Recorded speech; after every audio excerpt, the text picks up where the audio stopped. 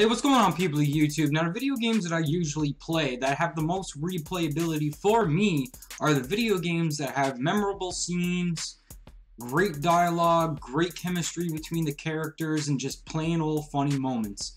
And some of those moments are the reason why I replay games to begin with. It's not about earning XP, it's not about collecting collectables or anything like that. That has a big part of it. But the games that I always tend to go back to and replay from the PlayStation 2 era, the N64 era, and my childhood consoles are the ones that have the best scenes. So that's why I'm going to start this series on my channel. I really wish that I had this mic working, but I still waiting on that that XLR to USB interface that I'm getting, and still not here, so I'm just going to proceed anyway. I edit the audio, make sound good and all that stuff. So anyway, let's go ahead and get into the first episode of my favorite video game moments. Let's do it. Sometimes for me, the games that are the greatest games that I replay multiple times are the ones that make my emotions run. Either they make me tear up, or I'm just at a loss as to what's going on the screen as I'm playing this game. And The Walking Dead, made by Telltale games, that's just the ultimate example I can give. That's the first, when somebody asks me, what game should they play that it's full of emotions, laughter, and just such suspense, that is the game that I point them to. And in this scene, yes, there's going to be spoilers, so if you haven't played The Walking Dead Season 1, I believe, yes, Season 1, then you may not want to watch this. But if you have, then you can continue. But here we go. This scene is just the scene that made me tear up so much that every time I play this game, that scene comes up. I still, to this day, it makes me upset and feel these emotions that I haven't felt. So check it out, and we'll be right back. Me too.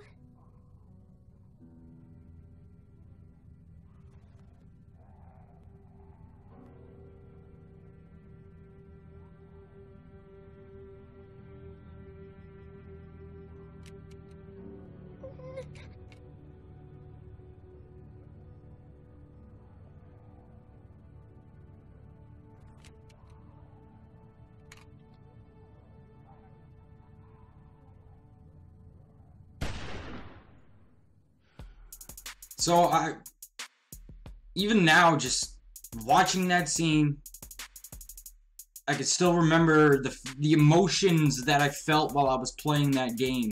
And when that scene happened, I was like, no, no, no, no, no.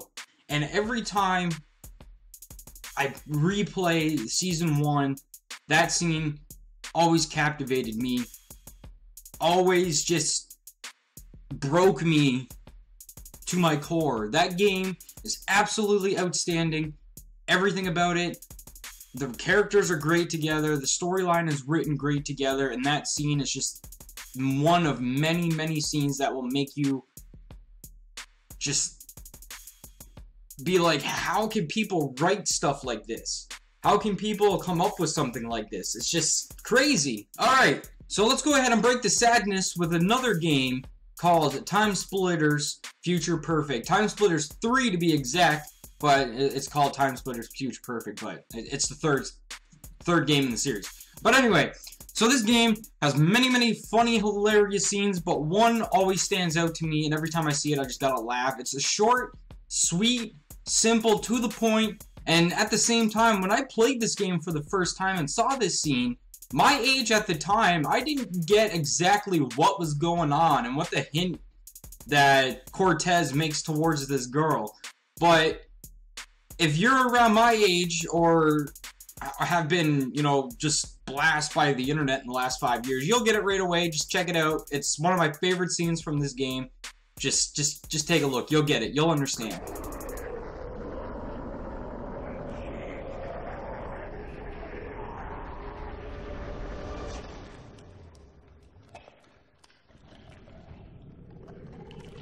You go first.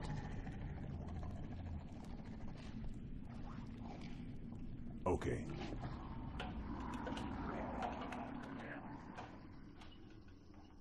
See, See what I mean? Just see what I mean? That game, if you haven't played that game, you can find it on PlayStation 2, you can get it on GameCube, and you can also get it on the original Xbox. Now remember, TimeSplitters 3, Future Perfect. It's a great game filled with hilarious scenes. Basically, you just go back in time and forward in time and stuff like that. I'm not going to give away too much of the plot because this ain't a video game review. It's just talking about my favorite, most memorable scenes, the scenes that make me keep replaying these games. So anyway, alright. Let's get up to a newer game that's came out recently in the last 5 years. And honestly, this game franchise is going to be in this video twice because it's just a franchise that I don't even need to see gameplay trailers. I don't need to see people playing this game. As soon as I hear that they're coming out with another one, I pre-order it. It's the only game consecutively in a row that I've always pre-ordered before I even seen any footage of the game, because the company behind the game, Rockstar, obviously knows what this game is, and they play it so perfectly with every game. So the first scene I'm going to show you from this franchise is from Grand Theft Auto 5, which is the recent one, and it's just the way that they did the scene was just so damn, I couldn't stop laughing the entire time. It involves Laszlo, the character that you see running the reality TV show Fame or Shame, and you got Michael, and you got Michael's daughter and Michael's son, and they're in the tattoo parlor. Just check it out, you know exactly what I'm talking about. Everybody and their grandma played Grand Theft Auto 5, so this scene, like, just check it out. It's my favorite scene from the game. So you'll let me on the show if I blow you? Yes, and if you could wear some black lipstick, the little guy loves the goth vibe. Oh. Whoa! Laszlo. Dude, that was entirely out of context, bro. Jim, you find the ink slinger, sit on him. Laszlo here's gonna have a little cosmetic work done. No, please. Whoa. Stay put, you lame-ass Mark. Sure, kid. What? I'm bi-coastal. I can't have metal on my fucking face. Ow! Are you popping a fucking tent over here, you fucking psycho? Ah, you fucking wreck! Jesus! Come on! Ow! Oh, that looks purty. Here, let's get rid of this. Oh, my God! Papa Bear! What's Daddy number 2 gonna think about this? Let's not get him involved. Let's do! I always thought tramp stamps could be classy. Stay there.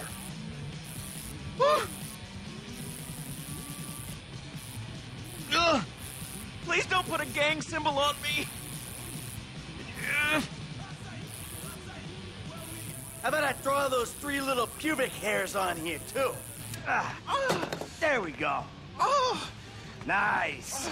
you got like a camera phone or a mirror I can... Oh, yeah, I'll get you a mirror, smash you over the head with it. Fuck better. this. Snip, snip. Oh, this is a real one-stop shop. When I get nervous, I evacuate my bowels. It's seeping out. Oh, no, that's my signature, my ponytail. Now I gotta get extensions. No, what you gotta get is my daughter, whatever she wants. Yeah, without sucking on your piddle stick. Look, okay, guys, that was a joke. I'm a clown. I'm a sad, lonely little Hey, clown. you're gonna put her on your show, and you're gonna make sure she looks good. Look, okay, I got a lot of juice in this town, but I mean, I'm not a miracle. Just do it! Yeah.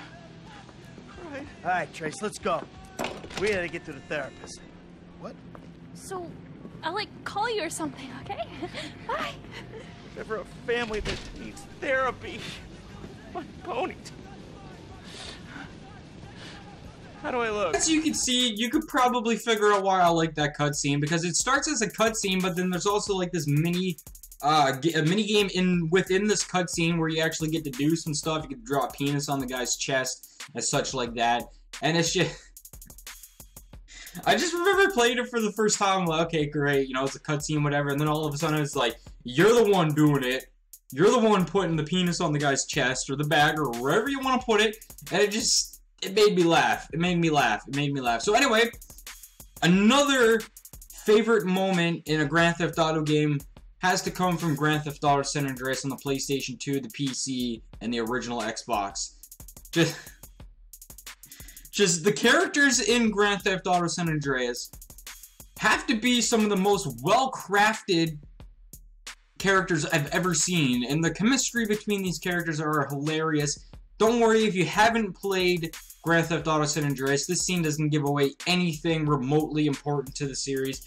It's just one of my favorite scenes. You're at a drive-thru and there's Big Smoke, there's Ryder, there's, oh man, like CJ, and I believe CJ's brother. They're in ordering some food, and just check it out. Just check it out. You'll see exactly what I mean by this. I'll have 2 number 9s, a number 9 large, a number 6 with extra dip, a number 7, 2 number 45s, 1 with cheese, and a large soda. And a large soda. that scene. When I played Grand Theft Auto San Andreas for the first time, I was either 15 or 16 years old. Or maybe less, maybe 14 or 15, I can't remember. But just seeing that song, just seeing that, and the fact that when I was in high school, making fun of fat people was the norm back then. That was just something that we all did. So being able to see this scene where the guy was basically making fun of himself, and Rockstar was making fun of the whole aspect of fat people back then. Now I'm a little bit more respectable towards bigger people. But back then, I thought that scene was just hilarious. And just I don't know. It just made me laugh. Now it's probably not so funny to so many people. But that's what Rockstar does good when they come out with Grand Theft Auto games. Because they always play into the social norms of the times when each of these games come out. And the funny thing is that these games are made years before these social norms even happen. So it's like Rockstar is predicting certain future aspects, and that's why these games always captivate me. And that's why as soon as Rockstar comes out and they're like, yeah, we're working on Grand Theft Auto, I'm down at the nearest EB Games or Amazon, and I'm pre-ordering it, no problem, full price up front, because I know that game is going to be good. Alright, getting into my last favorite moment of this episode comes from nothing less other than Super Mario, well, Mario 64. It's the first 3D Mario game that I can remember playing anyway. I'm not sure if there's any before that or not, but playing Super Mario 64, just, oh my god, getting pissed off over and over and over again, trying to collect these stars and just trying to do everything, and then you get to the last, like, scene, and you're beating Bowser, and spoiler warning if you haven't played Mario 64, this is the ending scene of the game.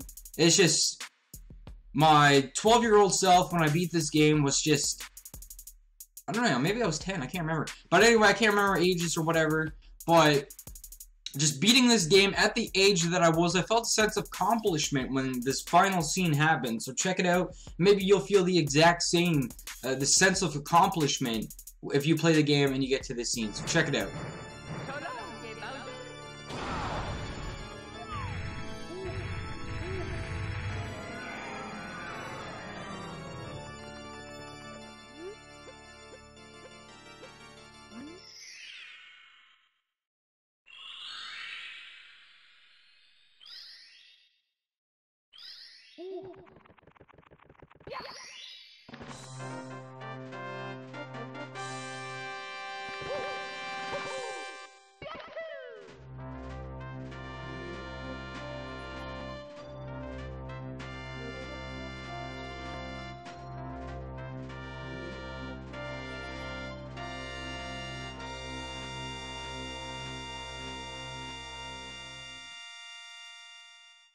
And there you have it, guys. Those are my favorite scenes from video games, favorite video game moments, I should say, all wrapped up in the first episode. I have many, many more funny moments from games, you know, emotional moments from games that I would love to share with you guys. Every game that has been featured in this episode, the links to the Wikipedia pages are down below.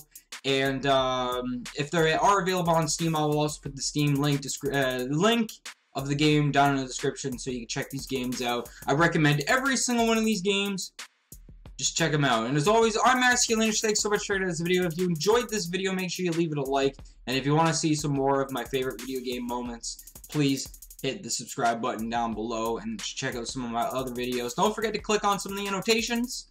As always, I will see you guys in the next